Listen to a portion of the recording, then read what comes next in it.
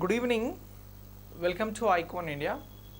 ఈరోజు మనం ఏప్రిల్ 3కి సంబంధించినటువంటి 2024 కరెంట్ అఫైర్స్ గురించి డిస్కస్ చేయబోతా ఉన్నాం. ఈ కరెంట్ అఫైర్స్కి సంబంధించి ముఖ్యమైనటువంటి అప్డేట్స్ ఈ క్లాస్ ద్వారా మీకోసం తీసుకురావడం జరిగింది.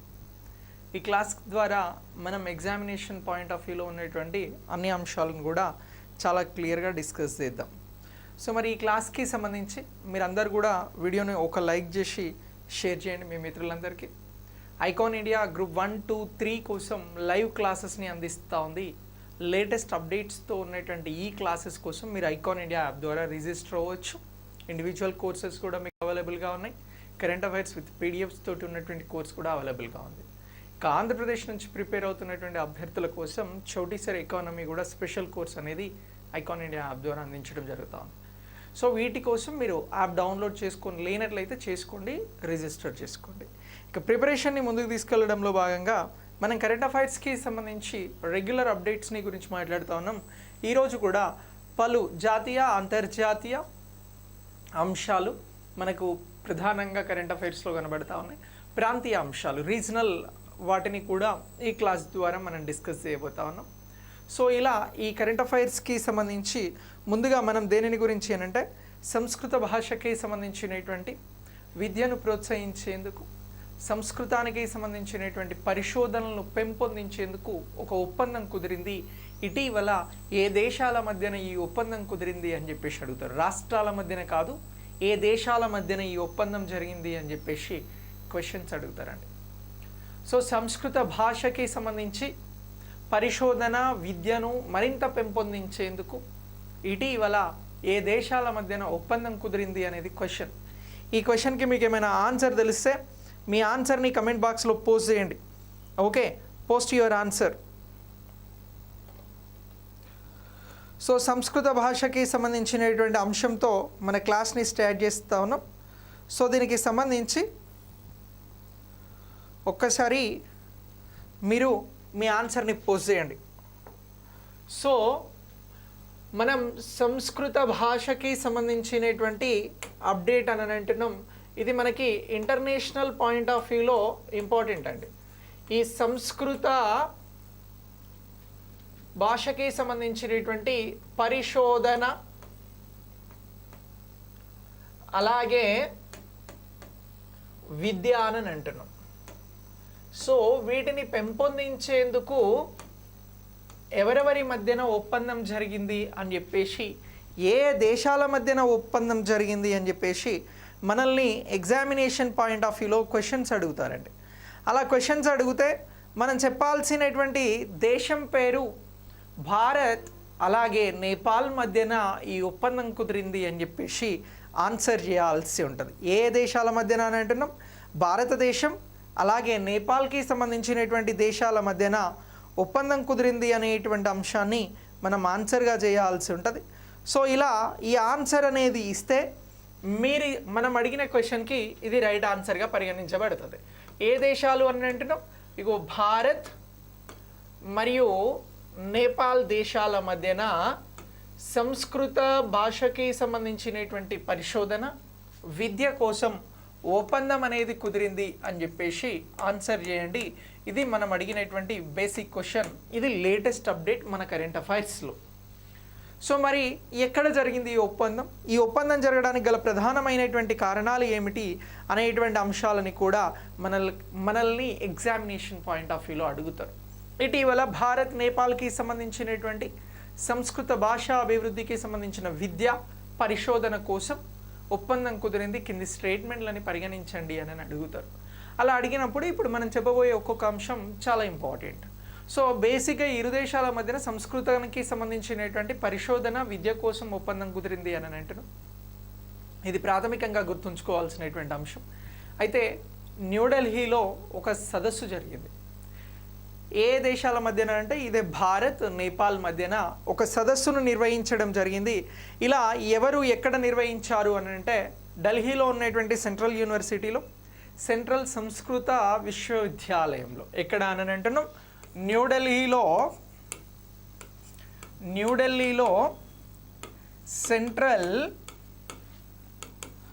సంస్కృత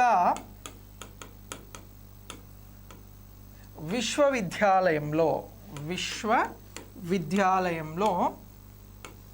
ఒక సదస్సు జరిగింది అని అంటున్నాం. ఎన్ని రోజుల పాటు ఈ సదస్సు జరిగింది అని అంటే 3 రోజుల పాటు ఈ సదస్సు అనేది నిర్వహించడం జరిగింది.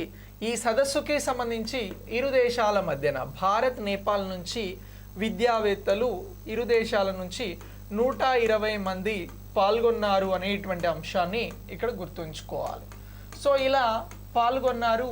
ఈ సదస్సు అనేది సంస్కృత భాషకి సంబంధించి సెంట్రల్ సంస్కృత విశ్వవిద్యాలయంలో న్యూఢిల్లీలో 3 రోజుల పాటు సదస్సు జరిగింది. ఈ సదస్సుకి ఇరు దేశాల నుంచి సదస్సులో 120 మంది విద్యావేత్తలు, సంస్కృత పండితులు వీరందరూ కూడా పాల్గొనడం జరిగింది. ఇలా ఈ సంస్కృతానికి సంబంధించినటువంటి అంశాలను డిస్కస్ చేస్తూ ఈ సదస్సును 3 రోజుల పాటు నిర్వహించి వీరు ఏమని నిర్ణయించారు అని అంటే, భారతదేశం నేపాల్కి మధ్యన ఉన్నటువంటి హిమాలయ ప్రాంతాలలో సంస్కృతానికి సంబంధించినటువంటి మన్యూస్క్రిప్ట్స్ అనేవి చాలా ఉన్నాయి. సో వీటికి సంబంధించినటువంటి పరిశోధన కొనసాగాలి, అలాగే సంస్కృత విద్యకి సంబంధించినటువంటి ప్రభావాన్ని పెంపొందించాలి అని చెప్పేసి డిస్కస్ చేస్తూ అంతర్జాతీయ స్థాయిలో ఈ సంస్కృతానికి సంబంధించినటువంటి సదస్సులను నిర్వహించాలి అని చెప్పేసి ప్రతిపాదించడం జరిగింది. సో ఇప్పుడు ఈ మొత్తం అంశానికి సంబంధించి ఇటీవల జరిగినటువంటి ఈ 3 రోజుల సదస్సులో భాగంగా ఏమని నిర్ణయించారు అని క్వశ్చన్ అడుగుతారు. అలా అడుగుతూ మీరు చెప్పాల్సింది ఏంటి అని అంటే, ప్రతి ఏడాది కూడా ఈ అంతర్జాతీయ సంస్కృత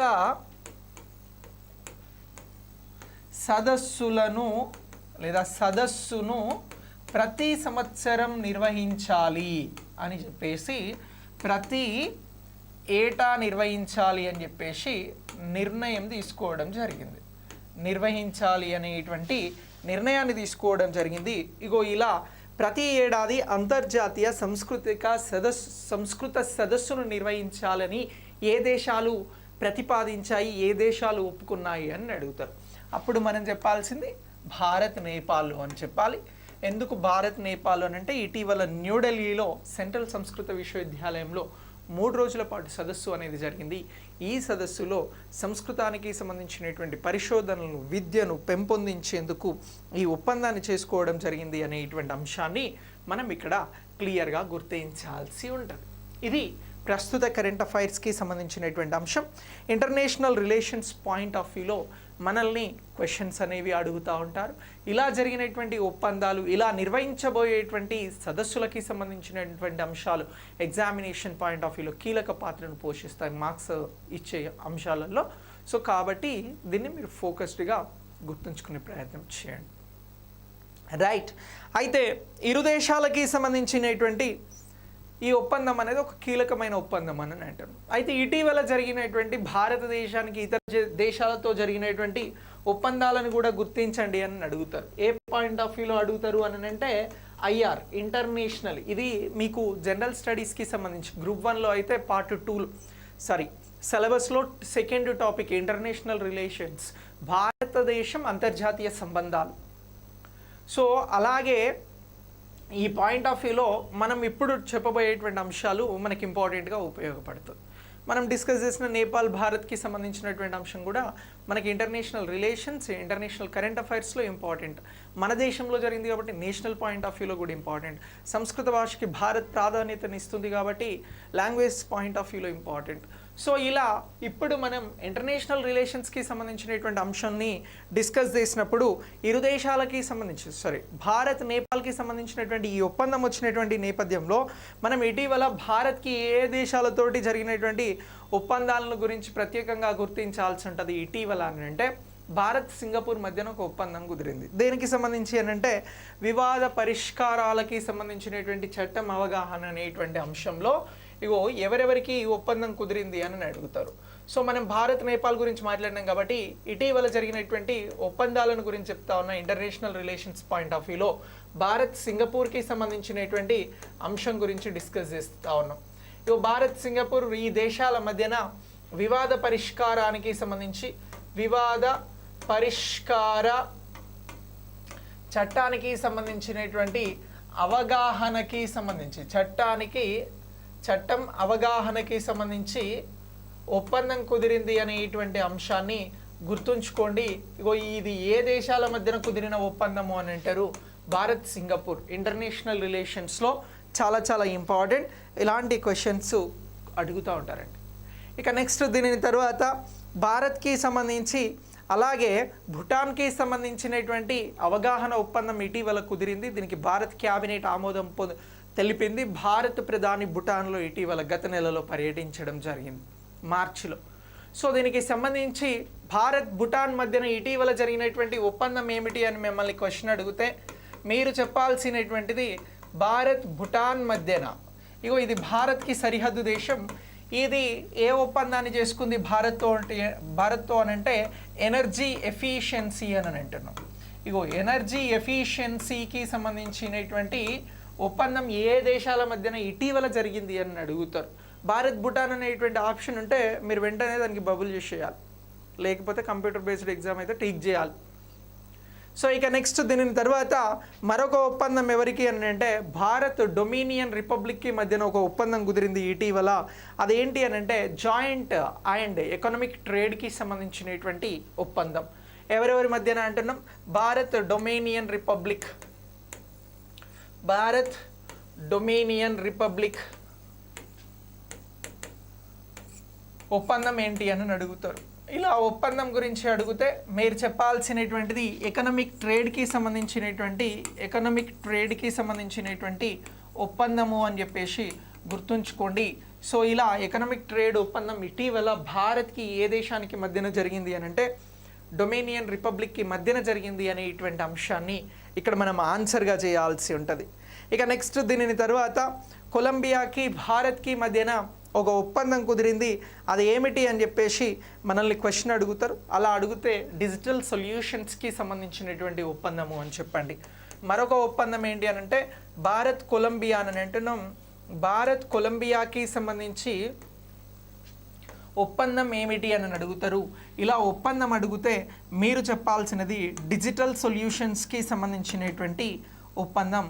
సో ఇలా ఈ ఒప్పందం అనేది కుదిరింది అనేటువంటి అంశాన్ని ఎగ్జామినేషన్ పాయింట్ ఆఫ్ వ్యూలో గుర్తించండి. ఇక నెక్స్ట్ దీనిని తర్వాత భారత్కి అలాగే ఒమాన్కి మధ్యన ఒప్పందం అనేది కుదిరింది. అది దేనికి సంబంధించిన ఒప్పందము అని అంటే రక్షణకి సంబంధించిన ఒప్పందం. ఎవరెవరికి అని అంటున్నాం? భారత్ అలాగే ఒమాన్ మధ్యన ఒక ఒప్పందం కుదిరింది. ఇది ఏంటి అని అడుగుతారు? రక్షణపరమైన ఒప్పందము అని చెప్పండి. సో ఇలా ఇగో ఈ ఒప్పందాలకి సంబంధించినటువంటి అంశం మనకి ఇంటర్నేషనల్ రిలేషన్స్ పాయింట్ ఆఫ్ వ్యూలో చాలా చాలా ఇంపార్టెంట్. భారత్ సింగపూర్ మధ్యన వివాద పరిష్కార చట్టానికి సంబంధించిన అవగాహన కోసం ఒప్పందం కుదిరింది. భారత్ భూటాన్ మధ్యన ఎనర్జీ ఎఫిషియన్సీకి సంబంధించిన ఒప్పందం కుదిరింది. భారత్ డొమినియన్ రిపబ్లిక్ మధ్యన ఎకనామిక్కి సంబంధించినటువంటి ట్రేడ్ కోసం ఒప్పందం కుదిరింది. భారత్ కొలంబియా మధ్యన డిజిటల్ సొల్యూషన్స్ కోసం ఒప్పందం కుదిరింది. భారత్ ఓమన్ మధ్యన రక్షణపరమైనటువంటి ఒప్పందం కుదిరింది. భారత్ నేపాల్ మధ్యన సంస్కృత పరిశోధన విద్యపై ఒప్పందం కుదిరింది అనేటువంటి అంశాలను ఇటీవల 2024కి సంబంధించిన ముఖ్యమైనటువంటి ఒప్పందాలుగా గుర్తుంచుకోండి. ఇంటర్నేషనల్ రిలేషన్స్ పాయింట్ ఆఫ్ వ్యూలో ఎగ్జామ్లో క్వశ్చన్స్ అడిగితే ఈ అంశాలు మీకు ఇంపార్టెంట్గా ఉపయోగపడతాయి. సో ఇలా ఇగో ఈ అంశాన్ని మనం ఎగ్జామినేషన్ పాయింట్ ఆఫ్ వ్యూలో అప్డేట్ చేసుకోవాల్సి ఉంటుంది. చాలా చాలా ఇంపార్టెంట్. దీనికి సంబంధించి మీరు అప్డేట్ చేసుకున్నట్లే.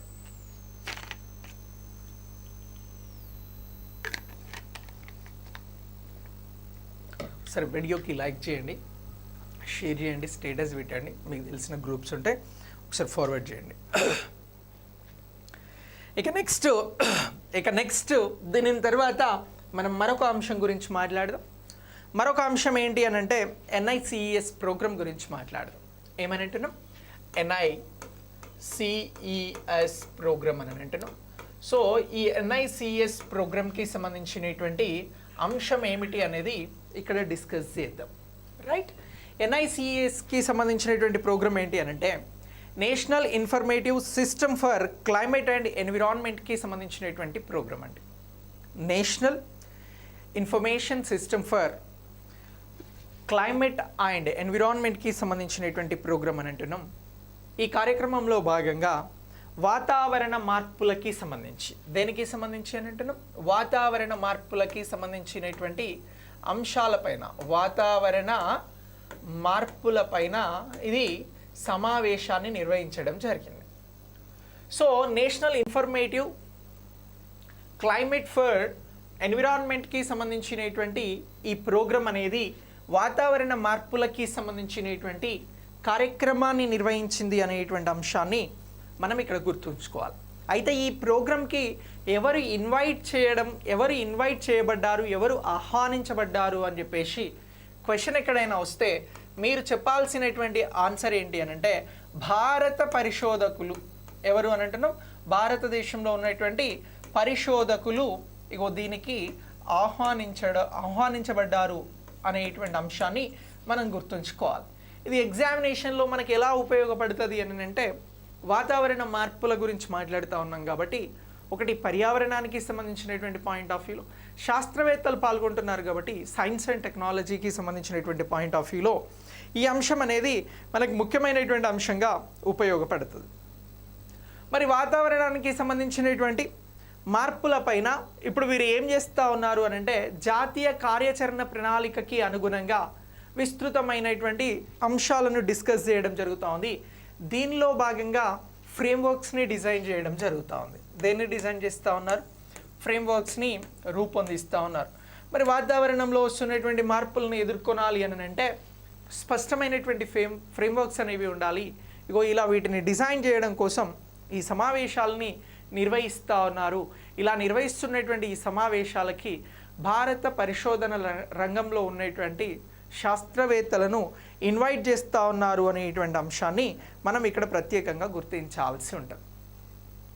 మరి ఈ ఫ్రేమ్వర్క్కి సంబంధించి వాతావరణ మార్పులకి సంబంధించినటువంటి ఈ కార్యక్రమంలో ఎవరెవరు పాల్గొంటున్నారు అని అంటే భారతదేశానికి సంబంధించి వివిధ మంత్రిత్వ శాఖలు అలాగే ఇస్రో వీరు కూడా పాల్గొనడం జరుగుతూ ఉంది. ఎవరెవరు పాల్గొంటా ఉన్నారు అని అంటున్నాం, వివిధ మంత్రిత్వ శాఖలకి సంబంధించి బాధ్యత వహించేటువంటి వారు. వీరితో పాటు ఇంకా ఎవరు అని అంటే ISRO, Indian space research organisation ఇందులో పాల్గొనడం జరుగుతూ ఉంది. NICESలో అనేటువంటి అంశాన్ని మనం ఇక్కడ గుర్తించాల్సి ఉంటుంది. ఇలా ఎందుకోసం దీన్ని నిర్వహిస్తూ ఉన్నారు అని అంటే వాతావరణంలో వస్తున్నటువంటి మార్పులను అధిగమించేందుకు స్పష్టమైనటువంటి ఫ్రేమ్వర్క్స్ని డిజైన్ చేసేందుకు వీటిని నిర్వహిస్తూ ఉన్నారు అనేటువంటి అంశాన్ని మనం ఇక్కడ గుర్తించాల్సి ఉంటుంది. అయితే ఇలా ఫ్రేమ్వర్క్స్ని రూపొందించి వాతావరణ మార్పులను అరికట్టేందుకు, వాటిని ఎదుర్కొనేందుకు ఎప్పటి నుంచి భారతదేశంలో వీటికి సంబంధించినటువంటి అంశాలపైన వీరు కృషి చేయడం జరుగుతూ ఉంది అనేటువంటి అంశాన్ని కూడా క్వశ్చన్గా అడుగుతారు. ఎప్పటి నుంచి ఇలాంటి కార్యాచరణను రూపొందించడం ప్రారంభించారు అంటే మనం చెప్పాల్సినటువంటి ఇయర్ 2012 నుంచి, ఎప్పటి నుంచి 2012 నుంచి ఈ విధమైనటువంటి ప్రోగ్రామ్స్ని నిర్వహించడం జరుగుతూ ఉంది వాతావరణ మార్పులను ఎదుర్కొనేందుకు అనేటువంటి అంశాన్ని ఇక్కడ మనం ఆన్సర్గా చేయాలి. సో ఇలా ఈ పాయింట్ ఆఫ్ వ్యూలో మీరు జరిగినటువంటి NICES ప్రోగ్రామ్కి సంబంధించినటువంటి అంశాన్ని గుర్తుంచుకోవాలి. NICESకి సంబంధించిన ప్రోగ్రామ్ ఏమనగా దీనికి సంబంధించి national information system for climate and ఎన్విరాన్మెంట్కి సంబంధించినటువంటి స్టడీస్ ప్రోగ్రామ్ అని అంటున్నాం. ఈ స్టడీస్ ప్రోగ్రామ్ కోసం ఎవరు ఇన్వైట్ చేయబడ్డారు అని అంటే శాస్త్రవేత్తలు ఇన్వైట్ చేయబడ్డారు. అలాగే వివిధ మంత్రిత్వ శాఖలకి సంబంధించినటువంటి వారు, ఇస్రోకి సంబంధించినటువంటి వారు ఇందులో పాల్గొంటున్నారు అనేటువంటి అంశాన్ని మనం NICESకి సంబంధించినటువంటి ప్రోగ్రాంలో భాగంగా గుర్తించాల్సి ఉంటుంది. వెరీ వెరీ ఇంపార్టెంట్ అని అంటున్నాం. సో ఇక నెక్స్ట్ దీనిని తర్వాత ఇదే science and technology point of వ్యూలో మనం అణు గడియారం లేదా అణు క్లాక్ గురించి డిస్కస్ చేద్దాం. ఏమని అంటున్నాం, అణు గడియారము అని అంటున్నాం. ఇప్పటివరకు ప్రపంచంలో అణు గడియారం కలిగి ఉన్నటువంటి దేశాలు ఏమిటి అని అడుగుతారు. భారత్ అణు గడియారం కలిగి ఉన్నటువంటి దేశంగా గుర్తించబడుతూ ఉందా లేదా అని చెప్పేసి ఫ్యూచర్లో మనల్ని ఎగ్జామ్లో ఒక క్వశ్చన్ అడుగుతారు. అలా అడిగితే మనం చెప్పాల్సినటువంటి ఆన్సర్ ఏంటి అని అంటే ఇప్పుడు అణు గడియారాన్ని లేదా అణు రిలేటెడ్ క్లాక్ని రూపొందించి తయారు చేసేటువంటి పనిలో భారతదేశం నిమగ్నమై ఉన్నది. భారతదేశం అతి త్వరలో ఈ అణు క్లాక్ని లేదా అణు గడియారాన్ని తీసుకురాబోతుంది అనేటువంటి అంశాన్ని మనం ఇక్కడ స్పష్టంగా గుర్తుంచుకోండి, ఈ లెవెల్ ఆఫ్ క్వశ్చన్ రావడానికి అవకాశం ఉంటుంది. సో ఇప్పుడు ఈ అణు గడియారానికి సంబంధించి లేదా ఆటామిక్ క్లాక్కి సంబంధించి క్వశ్చన్ అనేది వస్తే మనం ఏ దేశాలు ఆటామిక్ క్లాక్ని కలిగి ఉన్నాయి అనేటువంటి అంశాన్ని ఆన్సర్ చేయాల్సి ఉంటుంది. మీకేమైనా తెలిస్తే ఆటామిక్ క్లాక్ కలిగి ఉన్నటువంటి దేశాలను గురించి ఒకసారి మీ ఆన్సర్ని కామెంట్ బాక్స్లో ప్రపోజ్ చేయండి.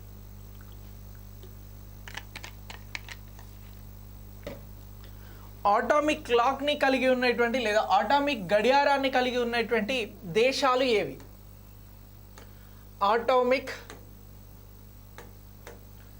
క్లాక్ లేదా గడియారంని కలిగి ఉన్న దేశాలు ఏమిటి అని క్వశ్చన్ అడుగుతారండి. ఏం ఆన్సర్ చేస్తారు? ఏ దేశాలు ఉన్నాయి అని చెప్పేసి. Yes, very good. USA, UK, Japan, దక్షిణ కొరియా. ఓకే, ఇగో ఈ దేశాల పేర్లను గుర్తుంచుకోండి. సో ఏ దేశాలు ఉన్నాయి అని అంటే యుఎస్ఏ అని అంటున్నాం, 2 యూకే అని అంటున్నాం, 3 జపాన్ అని అంటున్నాం,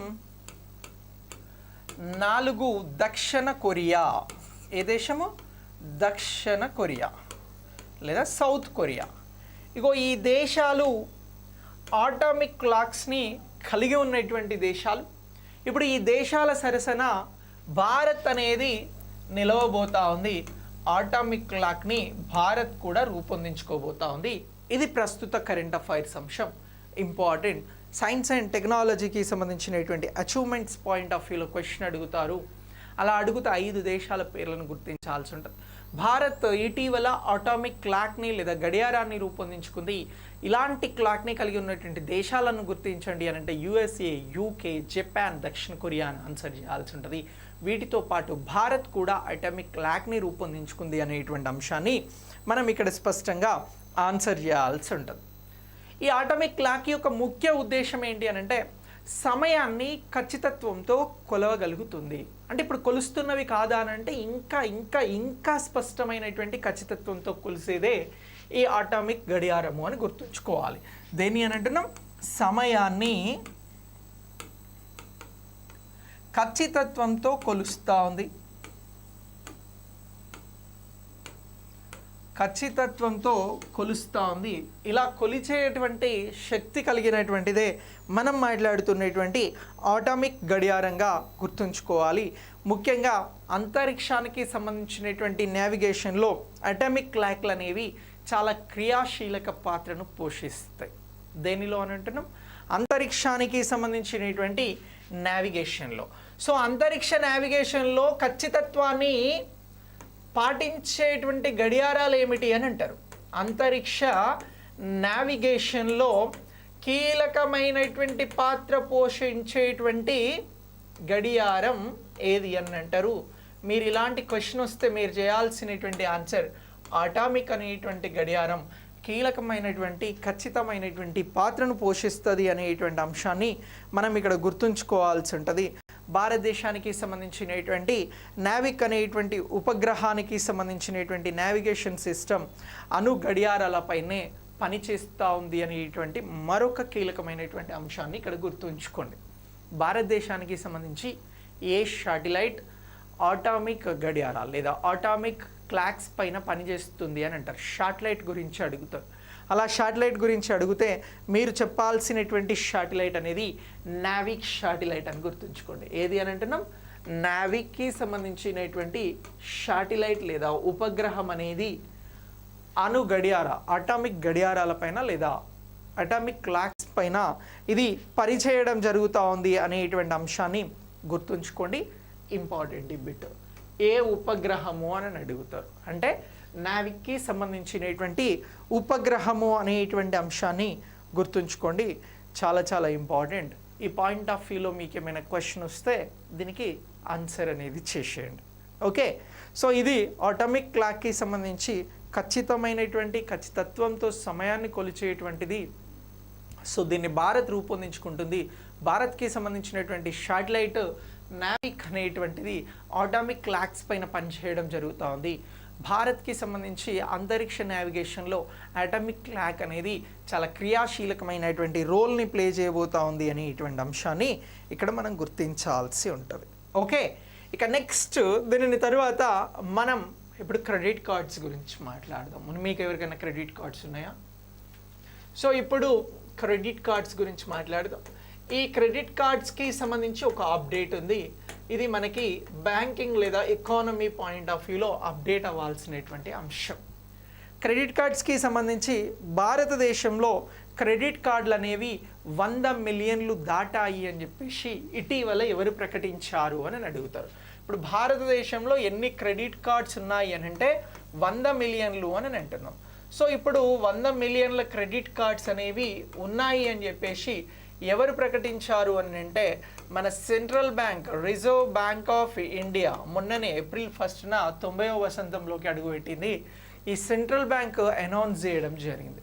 భారతదేశంలో క్రెడిట్ కార్డ్స్ అనేవి 100 మిలియన్ల మేర క్రాస్ అయ్యాయి, ప్రజల దగ్గర 100 మిలియన్ల మేర క్రెడిట్ కార్డ్స్ అనేవి ఉన్నాయి అనేటువంటి అంశాన్ని ఇటీవల ప్రకటించినటువంటి వారు ఆర్బీఐ అని అంటున్నాం.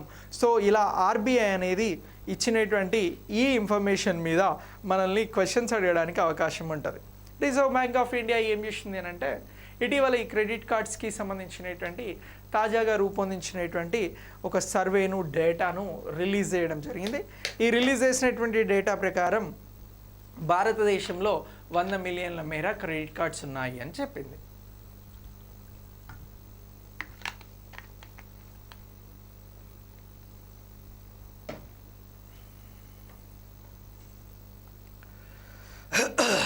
అయితే ఈ క్రెడిట్ కార్డ్స్కి సంబంధించి ఎక్కువగా క్రెడిట్ కార్డ్స్ని ఏమంటున్నాం, క్రెడిట్ కార్డ్స్ని ఎక్కువగా జారీ చేస్తున్నటువంటి బ్యాంక్ ఏంటి అనేది కూడా చెప్పింది. ఎక్కువగా ఇస్తున్న బ్యాంక్ ఏమిటి అనేటువంటి అంశాన్ని కూడా వెల్లడించడం జరిగింది. ఇలా ఎక్కువగా క్రెడిట్ కార్డ్స్ని ఇస్తున్నటువంటి బ్యాంక్గా మనం గుర్తుంచుకోవాల్సినటువంటి బ్యాంక్ హెచ్డిఎఫ్సి అనేటువంటి ఈ బ్యాంక్ అనేది ఎక్కువగా క్రెడిట్ కార్డ్స్ని ఇస్తూ ఉంది అనేటువంటి అంశాన్ని వెల్లడించడం జరిగింది. సో ఇలా 20.40 మిలియన్ల మంది రుణదాతలకి సంబంధించి కార్డులు అనేవి చలామణిలో ఉన్నాయి అనేటువంటి అంశాన్ని కూడా ఇక్కడ వివరించడం జరిగింది. సో దీని తర్వాత ఇక ఇతర బ్యాంకులకి సంబంధించి ఐసిఐసి బ్యాంక్ అలాగే యాక్సిస్ బ్యాంక్స్ కూడా క్రెడిట్ కార్డ్స్ని ఎక్కువగా జారీ చేస్తున్నాయి అనేటువంటి అంశాన్ని వెల్లడించడం జరిగింది. అయితే ఇటీవల క్రెడిట్ కార్డ్స్కి సంబంధించి ఎక్కువగా ఏ బ్యాంక్ ఇస్తుందంటే హెచ్డిఎఫ్సి. ఇటీవల ఈ వివరాలను ఎవరు వెల్లడించారు అని అంటే ఆర్బీఐ. ఎన్ని మిలియన్ల మేర క్రెడిట్ కార్డ్స్ భారతదేశంలో ఉన్నాయనంటే 100 మిలియన్ల మేర ఉన్నాయి అని చెప్పాలి. ఓకే, అయితే ఆర్బీఐకి సంబంధించి మనం ఇటీవల వ్యవస్థాపక దినోత్సవం గురించి మాట్లాడినాం. ఆర్బీఐ అనేది మనకి 1934 ఏప్రిల్ 1న స్థాపించబడింది. 1935 ఏప్రిల్ 1న ఇది పనులను ప్రారంభించింది. 1949 జనవరి 1న ఇది నేషనలైజేషన్ అయ్యింది అనేటువంటి అంశాన్ని గుర్తుంచుకోండి. ఈ అంశాన్ని మనం ఎగ్జామినేషన్ పాయింట్ ఆఫ్ వ్యూలో అప్డేట్ అవ్వాల్సి వస్తుంది. Very very important, right? ఇక నెక్స్ట్ దీని తర్వాత మనం మరొక ముఖ్యమైనటువంటి అంశం గురించి మాట్లాడదాం. అదే ఏమిటి అని అంటే జిఎస్టీకి సంబంధించినటువంటి పన్ను వసూళ్ళు. సో జిఎస్టీకి సంబంధించిన వసూళ్ళు ఏవైతే ఉన్నాయో జిఎస్టీ వసూళ్ళకి సంబంధించి అప్డేట్ అనేది రావడం జరిగింది. ఇది మీకు ఎకానమీ పాయింట్ ఆఫ్ వ్యూలో ఇంపార్టెంట్. జిఎస్టీ వసూళ్ళు భారతదేశంలో ఇటీవల వచ్చినటువంటి లేటెస్ట్ డేటా ప్రకారం ఎంతకు చేరుకున్నాయి అని అడుగుతారు, ఎంతకు పెరిగాయి అని అడుగుతారు. సింపుల్గా మీరు చెప్పాల్సింది గూడ్స్ అండ్ సర్వీస్ ట్యాక్స్కి సంబంధించి 11.5% జిఎస్టీ వసూళ్లు పెరిగాయి అనేటువంటి అంశాన్ని చెప్పండి. ఎంత అని అంటున్నాం? 11.5% ఈ మార్చి ఎండింగ్ అంటే 2024లో ఉన్నటువంటి ఫినాన్షియల్ ఇయర్ ఎండింగ్ మార్చ్ 31 వరకు ఇప్పుడు 11.5% మేర జిఎస్టీ వసూళ్ళు అయ్యాయి అనేటువంటి అంశాన్ని ఇక్కడ వెల్లడించడం జరిగింది ఆర్థిక మంత్రిత్వ శాఖ. దీన్నే ఫిన్మిన్ అని కూడా అంటారు, ఫినాన్స్ మినిస్ట్రీ. ఓకే, సో మనకి ఆర్థిక మంత్రిగా ఎవరున్నారు అని అంటే నిర్మలా సీతారామన్ గారు ఉన్నారు. భారతదేశంలో జిఎస్టీ వసూళ్ళకి సంబంధించి 11.5% పెరిగాయి అనేటువంటి అంశాన్ని ఇక్కడ వెల్లడించడం జరిగింది అని చెప్పేసి గుర్తుంచుకోవాలి. మరి డబ్బు పరంగా చూస్తే ఇవి ఎన్ని లక్షల కోట్లకు చేరుకున్నాయి అని అంటే 1.78 లక్షల కోట్లకు చేరుకున్నాయి అని వివరాలను వెల్లడించారు. ఎంత అని అంటున్నాం? 1.78 లక్షల కోట్లకి ఈ జిఎస్టీ అమౌంట్ చేరుకుంది. ఇంత ఆదాయంగా జిఎస్టీ అనేటువంటిది వసూలైంది అనేటువంటి అంశాన్ని కూడా ఆర్థిక శాఖ వెల్లడించడం జరిగింది. సో ఇలా 1,78,484 కోట్ల రూపాయలతోటి ఇగో ఈ జిఎస్టీ వసూలు అయ్యాయి అనేటువంటి అంశాన్ని మనం ఇక్కడ ప్రత్యేకంగా గుర్తించాల్సి ఉంటుంది. అయితే ఈ జిఎస్టీ కలెక్షన్లకి సంబంధించి లేదా పన్ను వసూళ్ళకి సంబంధించి దీనిలో మనం సెంట్రల్కి సంబంధించినటువంటి గూడ్స్ అండ్ సర్వీస్ ట్యాక్స్ అని అంటాం, సిజిఎస్టీ అని అంటున్నాం. అలాగే స్టేట్ జిఎస్టీ అని కూడా అంటున్నాం. స్టేట్స్కి సంబంధించినటువంటి గూడ్స్ అండ్ సర్వీసెస్ ట్యాక్స్ అని అంటున్నాం. దీంతో పాటు ఇంటిగ్రేటెడ్కి సంబంధించినటువంటి గూడ్స్ అండ్ సర్వీసెస్ ట్యాక్సెస్ అని పిలవడం జరుగుతుంది. జిఎస్టీని ప్రధానంగా 3 రకాలుగా విభజించడం జరుగుతూ ఉంది. 1 సెంట్రల్ జిఎస్టీ, 2 స్టేట్ జిఎస్టీ, 3 ఇంటిగ్రేటెడ్కి సంబంధించినటువంటి గూడ్స్ అండ్ సర్వీసెస్ ట్యాక్స్గా విభజిస్తూ ఉన్నాం. ఈ రకంగా కూడా ఈ అంశాలను వెల్లడించడం జరిగింది. ఇలా జిఎస్టీ సేకరణకి సంబంధించినటువంటి అంశాలను గుర్తుంచుకోండి. మరి మార్చికి సంబంధించి 1.78,484 కోట్ల రూపాయల జిఎస్టీ అనేది సూచిస్తే ఫిబ్రవరి వరకు ఎంత ఉంది ఈ జిఎస్టీ వసూలు అని అంటే 1,68,337 కోట్లు ఉన్నది. అదే జనవరి 2024 వరకు ఎంత ఉంది అని అంటే 1,72,129 కోట్ల రూపాయలు జిఎస్టీ కనిపించింది. ఇక నెక్స్ట్ లాస్ట్ ఇయర్ డిసెంబర్ వరకు 1,64,882 కోట్ల రూపాయలు జిఎస్టీ వసూలు అయ్యాయి అనేటువంటి అంశాన్ని గుర్తుంచుకోండి. ఇక్కడ ప్రధానంగా గుర్తుంచుకోవాల్సింది ఇగో జిఎస్టీ ఇటీవల ఫినాన్షియల్ ఇయర్ ముగిసింది కాబట్టి, మార్చ్ 31తో ముగిసింది కాబట్టి ఇది చాలా ఇంపార్టెంట్. సో ఈ మార్చ్ 31 వరకు ఉన్నటువంటి అంశాలను గురించి అడిగితే 11.5% జిఎస్టీ భారతదేశంలో పెరిగింది. ఇది ఎన్ని కోట్ల రూపాయలు అని అంటే 1.78 లక్షల కోట్ల రూపాయలు అని చెప్పండి. ఒకవేళ మొత్తం అడిగితే 1,78,488 కోట్ల రూపాయలను జిఎస్టీ వసూలుగా చూపెట్టడం జరిగింది అనేటువంటి అంశాన్ని ఇక్కడ ఎగ్జామినేషన్ పాయింట్ ఆఫ్ వ్యూలో గుర్తించండి. Very very important. ఓకే, ఇక నెక్స్ట్ ఏప్రిల్ 2కి సంబంధించినటువంటి డేని ప్రపంచ ఆటిజం అవేర్నెస్ డేగా నిర్వహించడం జరుగుతూ ఉంది. ప్రపంచ వరల్డ్ ఆటిజం అవేర్నెస్ డే ఎప్పుడు అని అడుగుతారు. ఇగో ప్రపంచ ఆటిజం అవగాహన డే అని చెప్పేసి గుర్తుంచుకోండి. Autism day. ఓకే, ఇది ఎప్పుడు అని అడుగుతారు.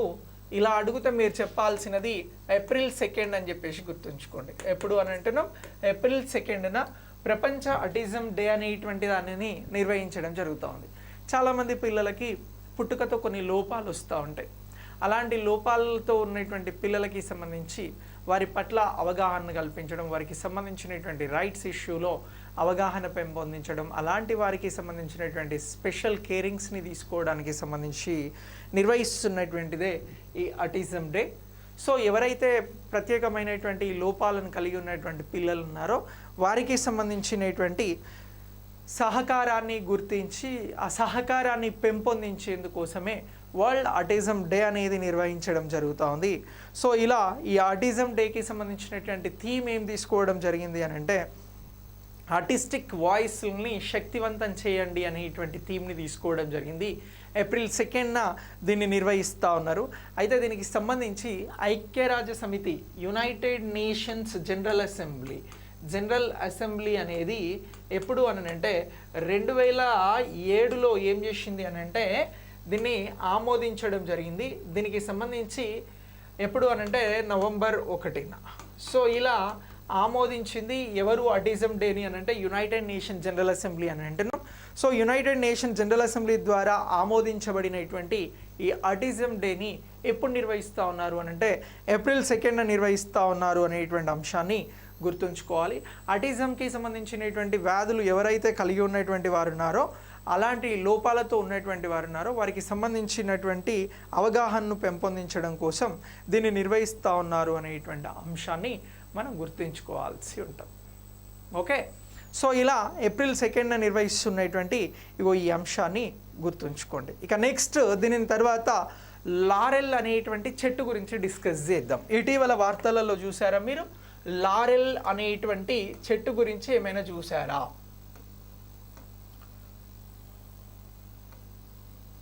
సో లారెల్ అనేటువంటి ఈ చెట్టు ఎక్కడ అనంటే ఆంధ్రప్రదేశ్లో ముఖ్యంగా తూర్పుగోదావరికి సంబంధించి గోదావరి పరివాహక ప్రాంతాలలో ఉన్నటువంటి వారికి సంబంధించి ఎవరైతే కొండారెడ్లు ఉంటారో వీరు నివసించేటువంటి ప్రాంతాలలో కొండారెడ్లకి సంబంధించినటువంటి వారు నివసించేటువంటి ప్రాంతాలలో ముఖ్యంగా గోదావరి బేస్డ్గా ఖమ్మం, తూర్పుగోదావరి, పశ్చిమ గోదావరి ఈ జిల్లాల బేస్డ్గా ఈ లారెల్ అనేటువంటి చెట్లు అనేవి కనబడుతూ ఉంటాయి. ఈ చెట్టు బెరడును ఇటీవల జస్ట్ కట్ చేస్తే అందులోకి వెళ్ళి చెట్టులోకి వెళ్ళి వాటర్ రావడం జరిగింది. ఏమొచ్చింది? నీరు వచ్చింది. అయితే ఈ లారెల్కి సంబంధించినటువంటి చెట్లు ఏంటి అని అంటే నీటిని చెట్టు లోపల స్టోర్ చేసుకుంటాయి. సో అలా ఈ లారెల్ అనేటువంటి చెట్లకి సంబంధించినటువంటి ఇవి ఉండే ప్రాంతాలలో ఎక్కువగా గోదావరి పరివాహక ప్రాంతాన్ని బేస్ చేసుకొని ఈ కొండారెడ్లు ఎక్కువగా ఉంటా ఉన్నారు. వీరి ద్వారా ఈ లారెల్ చెట్టుకి సంబంధించినటువంటి దానిలో వాటర్ స్టోర్ అయి ఉన్నది అనేటువంటి అంశాన్ని ఇటీవల అటవీ అధికారులు ప్రత్యేకంగా గుర్తించడం జరిగింది. అయితే ఈ లారెల్ చెట్లకి సంబంధించి వీటిలో ఏం స్టోర్ అయి ఉంటుంది అని అంటే నీరుని స్టోర్ చేసుకోగలుగుతాయి అనేటువంటి అంశాన్ని ఇక్కడ మీరు గుర్తుంచుకోండి. ఇది లారెల్ చెట్టుకి సంబంధించినటువంటి అంశం. సో ఇది ఈ పరిజ్ఞానాన్ని ఎక్కడి నుంచి అటవీ అధికారులు పొందారు? ఈ చెట్టులో వాటర్ స్టోర్ అయి ఉంటాయి అని అంటే కొండారెడ్లకి సంబంధించినటువంటి వారి ద్వారా వీటిని తెలుసుకోవడం జరిగింది అని చెప్పేసి గుర్తుంచుకోవాలి. ముఖ్యంగా ఆంధ్రప్రదేశ్కి సంబంధించినటువంటి ఏ ప్రాంతాలలో అంటే పాపికొండలకి సంబంధించినటువంటి ప్రాంతాలలో, ఎక్కడ అని అంటున్నాం పాపికొండలకి సంబంధించిన ప్రాంతాలలో ఈ లారెల్ చెట్లు అనేవి విరివిగా కనిపిస్తూ ఉంటాయి. మరి ఈ లారెల్ చెట్టుకి సంబంధించినటువంటి ఈ అంశాన్ని మనం ఎగ్జామినేషన్ పాయింట్ ఆఫ్ వ్యూలో గుర్తించాల్సి ఉంటుంది. ఈ లారెల్ చెట్టుకి సంబంధించినటువంటి శాస్త్రీయ నామం ఏమిటి అని కూడా మనల్ని అడగడానికి అవకాశం ఉంది కదా. అలా అడిగితే టెర్మినలియా టొమెంటోసా అని చెప్పి గుర్తుంచుకోండి. టెర్మినలియా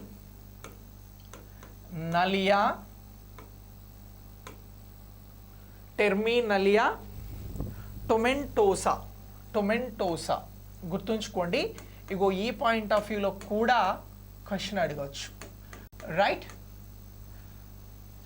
టెర్మినలియా టొమెంటోసా దేనికి సంబంధించిన శాస్త్రీయ నామము అని అడుగుతారు. అలా అడిగితే లారెన్ చెట్లకి సంబంధించినటువంటి శాస్త్రీయ నామంగా గుర్తుంచుకోండి. ఇందులో స్టోర్ అయ్యి ఉండేది ఏంటి అని అంటే వాటర్ అని చెప్పేసి గుర్తుంచుకోండి.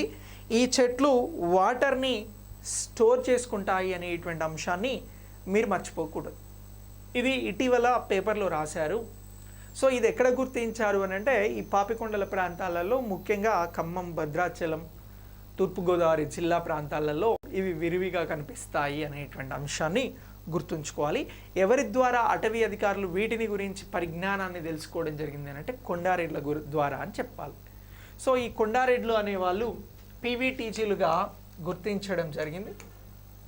పర్టికులర్లీ వల్నరబుల్ ట్రైబల్ గ్రూప్స్గా వీరిని గుర్తించడం జరిగింది. ట్రైబ్స్లలో వీరు అత్యంత వెనుకబడినటువంటి రెడ్లుగా కొండారెడ్లను గుర్తిస్తూ ఉన్నారు. సో మరి ఈ ట్రైబ్స్కి సంబంధించినటువంటి వారు మన ఆంధ్రప్రదేశ్లో మొత్తం 12 పీవీటీజీ గ్రూపులు భారతదేశంలో అంటే ఈ ఆంధ్రప్రదేశ్లో ఎన్ని ఉన్నాయి అని అంటే 12 ఉన్నాయి అని చెప్పేసి గుర్తుంచుకోవాలి. 12ని అధికారికంగా గుర్తించారు అని గుర్తుంచుకోవాలి.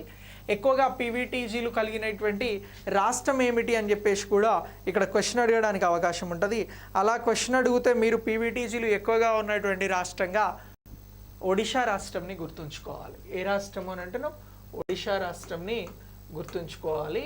సో ఇలా పీవీటీజీల అంశం లారెన్ చెట్ల గురించి మాట్లాడుతున్నటువంటి కొండారెడ్ల ద్వారా మనం ఇక్కడ ప్రత్యేకంగా డిస్కస్ చేయడం జరుగుతూ ఉంది అనేటువంటి అంశాన్ని గుర్తుంచుకోండి. సో ఇలా ఇగో ఈ అంశం అనేది మనకు ముఖ్యమైనటువంటి అంశంగా గుర్తుంచుకోవాలి. నేను చూసిన రిపోర్ట్లో 12 అని ఉన్నవి ఆంధ్రప్రదేశ్కి సంబంధించి. ఇంకా మీకు ఏమైనా ఎక్కువ తెలిస్తే ఐ థింక్ మార్చుకోండి. ఓకే,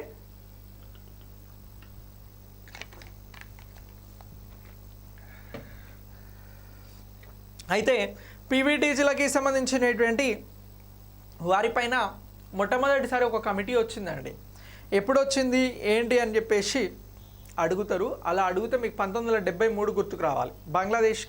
బంగ్లాదేశ్ ఏర్పడినటువంటి సంవత్సరంలో 1973 ప్రాంతంలో దెబ్రాయ్ కమిషన్ వస్తుంది. దెబ్రాయ్ కమిషన్ వచ్చి ఈ గిరిజన సమూహాలకి సంబంధించి పీటీజీలను గుర్తించారు. అప్పుడు పీవీటీజీలు అనలే. సో ఇలా 1973లో మొదటిసారి ఈ పీవీటీజీలకి సంబంధించి గిరిజన ప్రత్యేక సమూహాలను గుర్తించేందుకు వచ్చినటువంటి కమిటీ ఏంటి అని అడుగుతారు. దెబ్రాయ్ కమిటీ అని చెప్పేసి గుర్తుంచుకోండి, లేదా దెబ్రాయ్ కమిషన్ అని చెప్పేసి గుర్తుంచుకోండి. ఇంపార్టెంట్ ఇది పీవీటీజీల అంశం అనేది వస్తే. ఓకే, సో ఇది ఈరోజు నేను మీకు అందిస్తున్నటువంటి కరెంట్ అఫైర్స్ క్లాస్. నెక్స్ట్ క్లాస్లో మళ్ళీ కలుద్దాం. సో మనం గ్రూప్ 1, 2, 3కి లైవ్ క్లాసెస్ ఇవ్వడం జరుగుతుంది. మీ మిత్రులకు చెప్పండి, మీరు తీసుకోకపోతే తీసుకోండి. క్లాస్కి ఒక లైక్ చేసి వీడియోని షేర్ చేస్తారని నేను అనుకుంటున్నాను. Right, very good Nani. 1961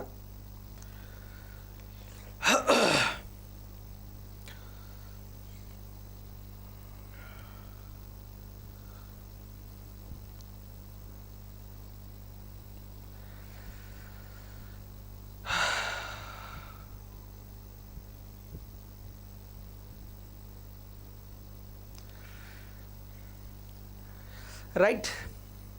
Bye bye, good night.